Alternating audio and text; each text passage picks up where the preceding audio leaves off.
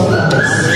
Amém? O desejo, irmão, nessa noite, nessa campanha, em qualquer outro dia das nossas vidas, é que o Senhor esteja presente em todos eles sempre, em nome de Jesus, que nós consigamos, né, alcançar essa plenitude da graça, que é todo dia sentir a sua presença, e a presença do Senhor nessa noite te fortalece. Quem crê nisso? O Senhor está te fortalecendo nessa noite, Ele está te renovando neste lugar, em nome de Jesus. Não sei a sua pensão, não sei o seu processo, mas não é necessário, porque o Senhor é quem precisa saber de todas as coisas. Ele te sonda, Ele te chamou, tu fez promessa, e Ele vai cumprir todas as promessas em nome de Jesus. Quem tem fé para crer nisso aqui nessa noite, em nome de Jesus, já que Ele também está liberando, que aquilo que você vai estar recebendo hoje não vai ficar aqui não, você vai levar para você. E onde você chegar vai ser um manifesto, glória a Deus. Aonde você chegar, todos vão saber que há um Deus na sua vida, em nome de Jesus. Louvado seja Deus, amém? E eu quero dizer também que é bom amar Deus, não só porque o Senhor está fazendo alguma coisa, louvado seja Deus, mas porque nós sabemos a mensagem que Ele deixou naquela cruz para nós, e nós já nos sentimos alegres quando temos sobre nós a graça da salvação. A salvação em Deus, ela traz alegria para a nossa alma, porque a nossa alma, ela estava condenada e fadada ao inferno. Mas a nossa alma, ela se alegra, ela não fica doente, pastor Marcos, ela não fica, aleluia, depressiva, ela não fica ansiosa, porque a alma que estaria doente, ela está curada, e ela sabe que para onde ela vai, a nossa alma pertence a Jesus Cristo, e a da nossa família também. Vai dar glória a Jesus, gente. Porque a gente já passa um processo de luta, mas não precisa glorificar o nosso Deus todos os dias da nossa vida, amém? Falar de provisão, irmão, meu Deus, é de Gênesis e Apocalipse, porque Deus é o Jeová Jireh, Ele é o Deus da provisão. Mas não se preocupe não, porque assim eu nem queria estar nessa primeiro elo. Mas o Senhor sabe todas as coisas, nós temos mais 3 elos aí na frente, tá bom? O pastor Jades, mas a missionária Luciana vai estar aqui. Nos outros elos, ministrando também a palavra de Deus, mas nessa noite o Senhor já está liberando bênção e vitória para a igreja, né? Em nome de Jesus. E em meio a muitas palavras que falam de provisão, vamos lá para o livro de 1 Reis, no capítulo de número 17, no versículo de número 8.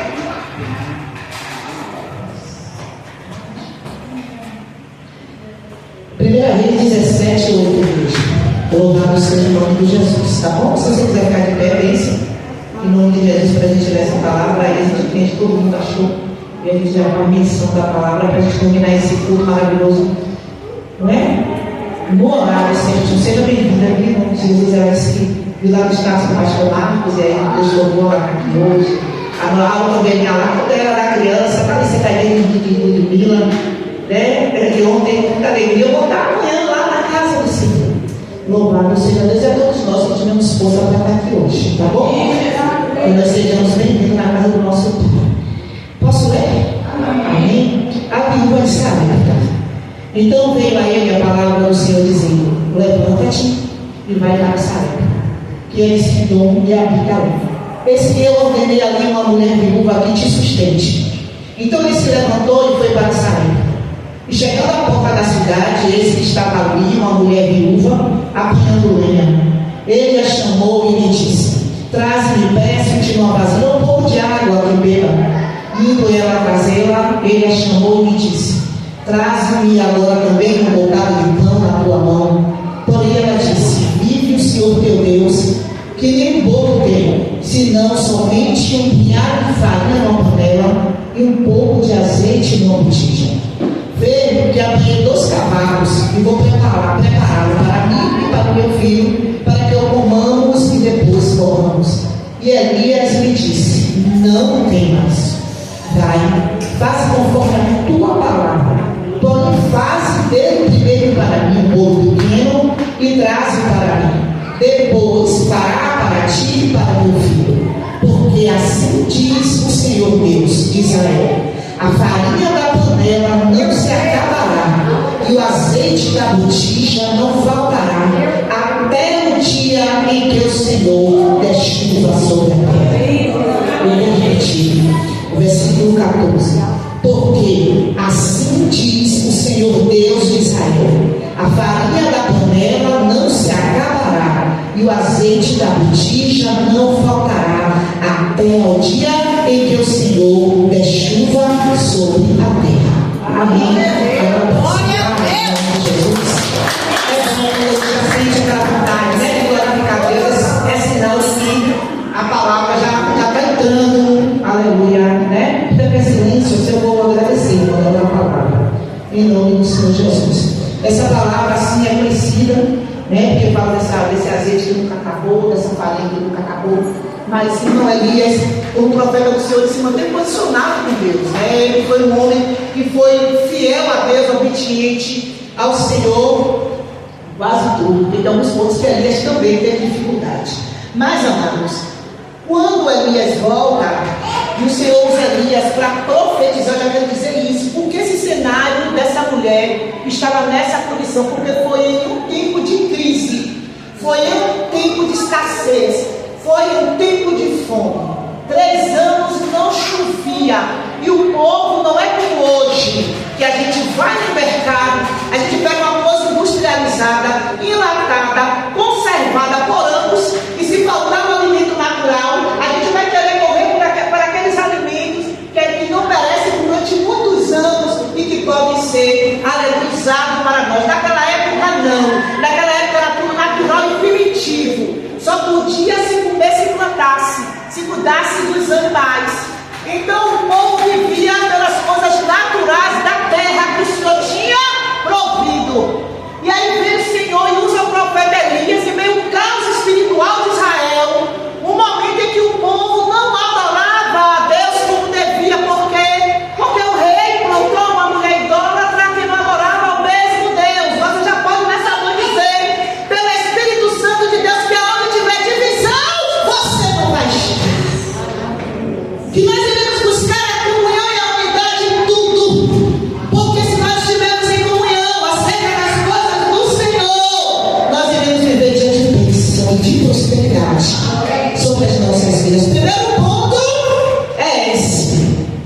Mas, amados, quando Acabe casou com Jezabel, e ali houve essa quebra de aliança com Deus de Israel, e Jezabel, ela vai ficar implantada no meio do povo, que o Deus dela, assim, que era o Deus da fertilidade, ele era o Deus da multiplicação, ele era o Deus da bênção. E eu quero te dizer nessa noite, só existe um. Só existe um que abençoa, que multiplica e que faz prosperar segundo a sua vontade. Mas ela quis implantar no coração do povo que o Deus dela é esse Deus. Que Deus maravilhoso é esse que nós servimos, irmão?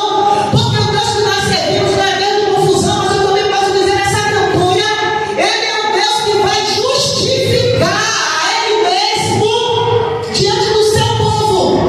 Quando alguém lançar algo, irmãos, que não for verdadeiro, que não for real, não vai ser de você, mas é o próprio Deus que vai levantar alguém. Ele vai levantar alguém. Ele vai dizer nessa noite, eu vou levantar você.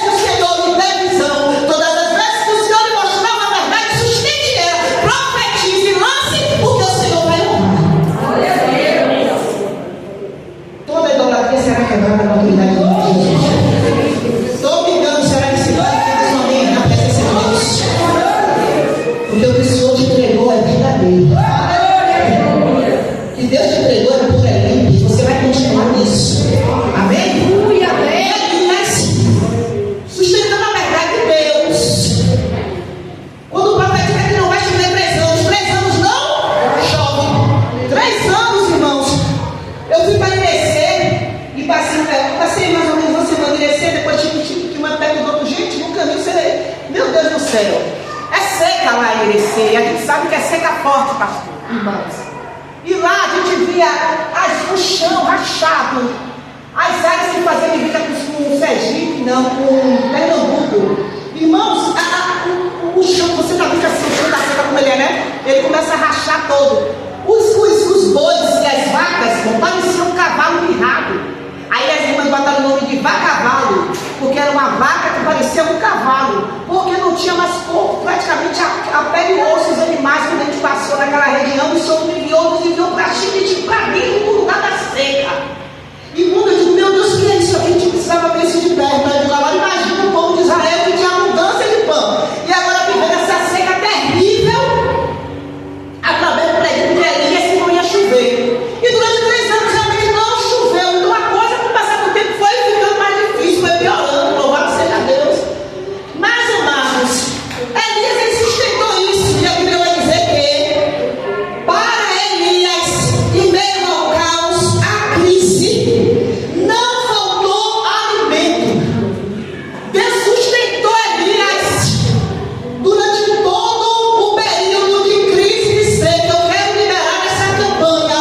Deus vai lhe sustentar no período difícil da sua vida.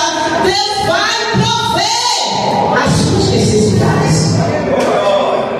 Que as nossas necessidades nem sempre serão de pão, mas teremos outras que o Senhor vai prover. Você pode dizer que o Senhor vai prover todas as coisas?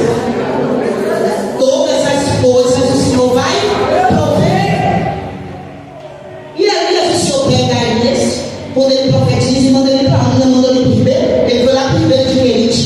E lá os corvos, todos os dias, vinham uma porção diária de Elias, vinha com pão, entregava Elias e Elias se alimentava. Eu vou dizer uma coisa, irmão, a gente pode passar por crise, a gente pode passar por guerra, por calúnia, por enfermidade, desemprego, por qualquer coisa, mas se você chegar na casa do Senhor, na presença de Deus e dizer que o Senhor te deixou e te desamparou, eu não vou concordar não, porque Deus é Deus que é o fiel, Ele sustenta, Ele alimenta, Ele cura, Ele ampara, Ele não deixa faltar.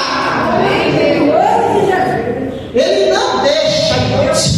A não ser que eu e você queira que o Senhor faça além do que Ele quer fazer naquele momento. Aí eu posso dizer, mas Deus não fez como eu queria, faltou. Não faltou não. Sempre tem alguma coisa que Deus preparou para você naquele dia, naquele momento. E aí fica, não faltou, Deus não faltou não. Deixa eu contar aqui um testemunho para a igreja. Eu tinha um hábito de comprar muitas coisas. Se eu tivesse um crime, era suficiente, mas eu queria 2, porque eu dizia esse, quando eu não, mas eu gostei desse, mas eu já tinha um. Aí eu deixava aquele pela metade e adquiria o segundo. E aí eu botei lá no guarda-roupa.